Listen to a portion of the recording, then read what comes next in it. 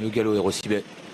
Erosibet qui part sur un temps de galop avec une hésitation également de Grâce du Dijon. Et c'est parti pour cette finale du Trophée Vert. Le prix BNB et Eli aussi a pris le meilleur départ avec tout près également Hadès de Liton, qui reste sur 8 victoires et qui va tout de suite prendre les commandes. Fakir de l'Aulne est bien parti avec Jojo Toons à la corde. Au centre, il y a le numéro 2, Happy de la Côte, devant Imperator Della, Joyce Delto, alors que le numéro 10, Erosibet, hésitant en partant, est en train de se rapprocher maintenant dans le sillage de Joyce Delto. On a perdu un concurrent, c'est le numéro 9, Hasard d'Érable, qui a fait une grosse faute là pour passer juste après le départ, alors que l'on a à l'arrière notamment le favori Hannibal Tuileries, tout comme Grâce du Dijon, qui se faufile en dedans après un départ un peu manqué.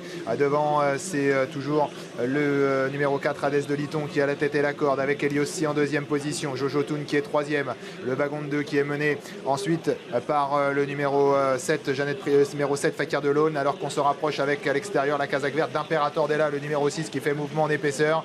Course qui pour le moment ne va pas très vite, mais voilà, il y a quelques chevaux qui viennent se placer aux avant-postes et on va certainement accélérer. Donc le peloton est groupé, Joyce Delto accélère, Anthony Barrière reprend Imperator de là, après être venu en troisième position. Stades de Liton qui mène, Eliossi, casaque jaune à la corde, vient ensuite avec également tout en dehors Erosibet qui est en train de faire l'effort, il se rapproche déjà, il est suivi par Greco Bello avec également dans son sillage Hymne du Gers, alors que Jojo Toons est au centre devant Grâce du Dijon, un peu enfermé à la corde à hauteur de Fakir de l'Aulne. On a accéléré ici puisqu'Hadès de Liton a contré l'attaque d'Erosibet, mais Erosibet va peut-être pouvoir prendre son dos. Oui, il y parvient avec en troisième position à Greco Bello, Joyce Delto qui est au centre, derrière eux figure Hymne du Gers sur une troisième ligne, elle est aussi côté corde, précédant l'as Jojo Toon, alors qu'Imperator Della un petit peu reculé par les différents relais, et sur un troisième rideau juste devant Fakir de l'Aulne.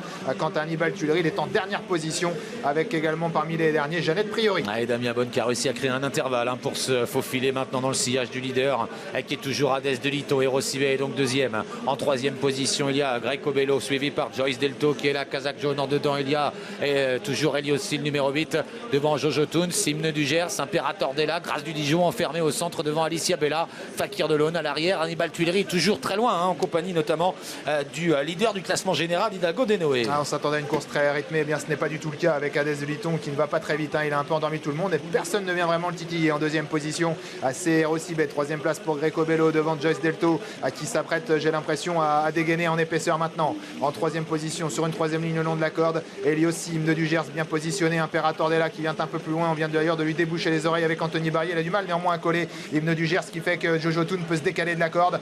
Qu'en est-il du favori Hannibal Tuileries? Il est très loin, peut-être trop loin dans une course qui n'a pas trop roulé. Bientôt le tournant final, Hadès de Liton contrôle toujours à son extérieur, Joyce Delto est venu le rejoindre, Hymne du Gers en embuscade avec Erosibet, avec également tout près Jojo Toons qui peut reprendre un dos maintenant. Eliossi s'accroche côté corde, il précède toujours